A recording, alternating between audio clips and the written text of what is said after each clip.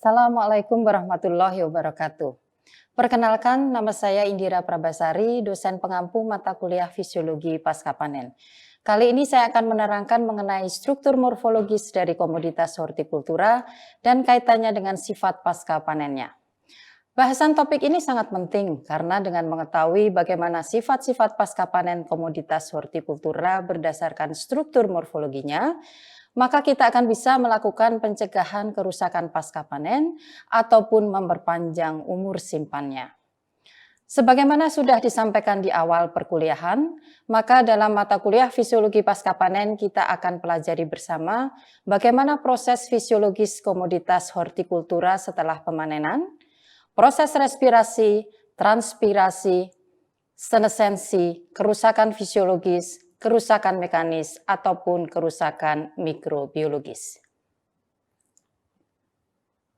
Nah, ada 3 poin diskusi yang akan kita bahas kali ini, yaitu struktur buah dan sayur, tipe buah berdasarkan struktur dan hubungan antara struktur hortikultura dan sifat pasca panennya.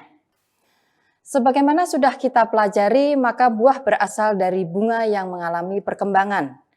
Dari bagian bunga yang mana buah itu berasal akan mempengaruhi sifat-sifat pasca panennya, sehingga kita bisa melakukan pencegahan kerusakan pasca panen dengan mengkondisikan suhu penyimpanan ataupun perlakuan pasca panen lainnya.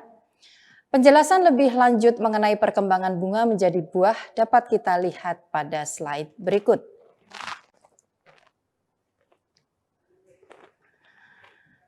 Nah, di sini bisa kita lihat lebih jelas. Jadi berdasarkan asalnya, maka buah dibagi menjadi 4, yaitu simple fruit, aggregate fruit, multiple fruit, dan false fruit. Simple fruit merupakan buah yang berasal dari perkembangan kepala putih pada bunga, contohnya pada snapis atau biasa kita sebut kapri, kacang-kacangan. Kemudian aggregate fruit merupakan buah hasil perkembangan putih, kepala putih, benang sari seperti pada buah raspberry. Buah nanas merupakan buah hasil perkembangan sekumpulan putih dari tiap bunga, merupakan salah satu contoh buah multiple fruit. Bisa kita lihat pada slide ya. Pada kelompok false fruit seperti pada buah apel, maka wadah sel telur receptacle berkembang besar menjadi daging buah, sementara benang sari mengecil. Sepals dan styles masih bisa kita lihat menempel pada buah apel. Bisa kita lihat pada slide ya. Nah, tidak semua buah yang berasal dari hasil perkembangan bunga, sayuran bisa berasal dari berbagai bagian tanaman. Seperti dari bagian akar, dari bagian daun, tunas bunga, buah, dan bagian lainnya. Asal sayuran ini akan mempengaruhi sifat sayuran dan seberapa banyak kehilangan selama penyimpanan. Dengan demikian akan mempengaruhi bagaimana perlakuan pasca panennya untuk memperpanjang umur simpan dan memperkecil susut pasca panen. Ya, jadi di sini sudah semakin jelas ya bagaimana pentingnya kita mempelajari struktur morfologi. Nah, pada tabel berikutnya bisa kita lihat bagaimana struktur hortikultura berpengaruh terhadap sifat pasca panennya. Seperti pisang ya, yang berasal dari organ vegetatif akan mempunyai kecepatan respirasi yang tinggi. Akibatnya apa? Akibatnya buah menjadi mudah rusak dan juga mudah mengalami susut pasca panen. Buah yang masak mempunyai struktur yang berbeda dengan buah yang belum masak, sehingga akan cepat mengalami perubahan struktur dan fisiologis karena proses senescensi. Proses senescensi itu apa? Bisa kalian lihat pada materi yang bisa kalian download di MyClass. Demikian juga kandungan air merupakan hal yang harus dijaga. Karena buah masak akan mudah mengalami kehilangan air. Akibatnya buah menjadi keriput dan konsumen tidak akan mau membeli kalau buah sudah berkeriput. Next slide ya. Komoditas hortikultura yang berasal dari perkembangan organ penyimpan yang lunak atau biasa disebut propagules mempunyai sifat pasca panen yang tidak mudah rusak karena laju respirasinya rendah. Ya, kita bisa lihat pada chart atau pada grafik yang kalian bisa download juga ya pada pertemuan pertama. Kita sudah bisa lihat kalau respirasinya itu cepat ya, maka kerusakannya sebaliknya akan melambat ya karena proses senescensi juga akan melambat. Nah, selanjutnya komoditas yang berupa biji-bijian ya seperti ada serealia ataupun kacang-kacangan itu dapat disimpan lebih lama karena laju respirasinya yang rendah. Namun ya ada masalah di sini. Salah satu masalahnya adalah sifat perkecambahan ya.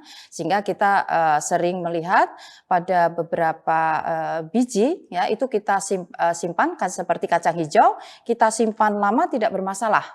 Tapi yang menjadi masalah kemudian kalau kacang hijau itu tumbuh atau berkecambah sehingga konsumen tidak lagi mau membeli kalau yang sudah berkecambah karena yang mereka harapkan adalah biji kacang hijau ya bukan kecambah.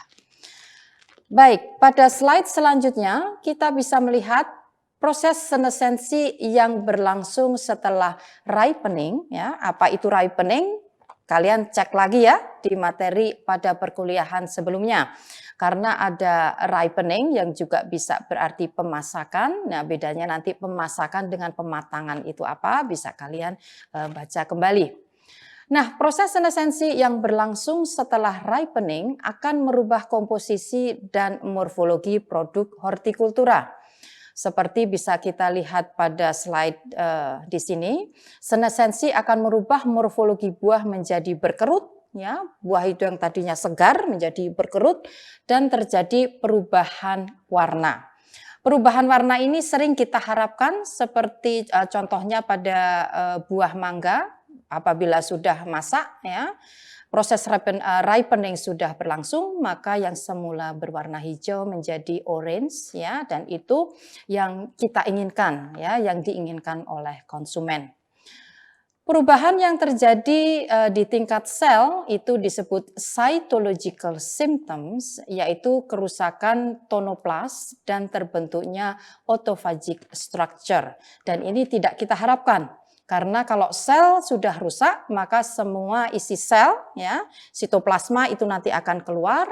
Dan kalau sel buah itu menjadi rusak, maka kekerasan buah juga rusak.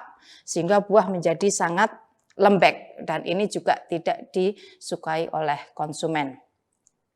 Selain itu, pada proses senescensi juga terjadi perubahan fisiologis, yaitu perubahan fitohormon, peningkatan ROS. ROS itu apa? ROS itu adalah reactive oxygen species atau biasa disebut sebagai radikal bebas.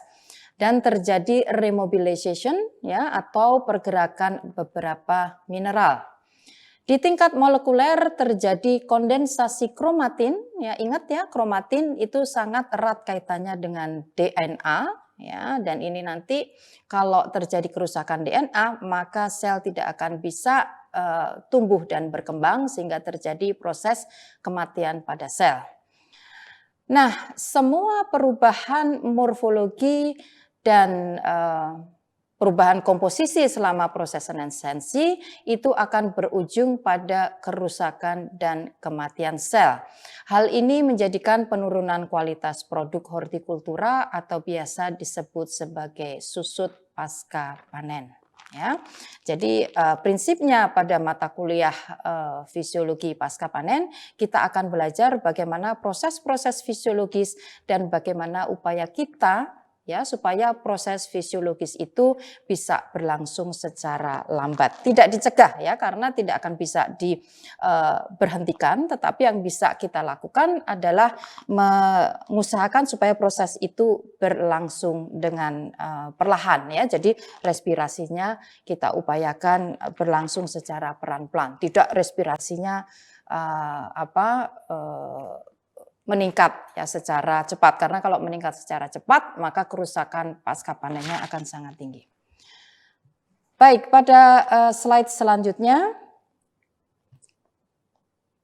Ini kita lihat penelitian Han ya pada tahun 2018 itu menunjukkan kerusakan sel pada buah apel, cell rupture. Cell rupture itu artinya kolaps ya, artinya dinding selnya rusak sehingga sel itu menjadi kolaps ya. Jadi kalau seperti bangunan dia tinggi begini, kemudian bangunannya brek menjadi roboh, kolaps atau biasa disebut cell rupture selama proses pengeringan. Nah, membran sel rusak seiring dengan lama waktu pengeringan daging buah apel. Ya, jadi ini bisa kita lihat pada slide berikut ya, bagaimana dengan semakin lamanya pengeringan maka dinding sel itu menjadi semakin rusak ya. Nah, demikian bahasan kita kali ini tentang struktur dan morfologi produk hortikultura. Satu hal yang perlu digarisbawahi adalah bagaimana struktur dan morfologi akan mempengaruhi sifat-sifat pasca panen, sehingga akan menentukan penanganan pasca panen yang tepat untuk memperkecil susut pasca panen. Materi lebih lengkap silahkan kalian download di My Class. Dan jangan lupa mengerjakan tugas-tugas yang ada di situ. Terima kasih atas perhatiannya. Wassalamualaikum warahmatullahi wabarakatuh.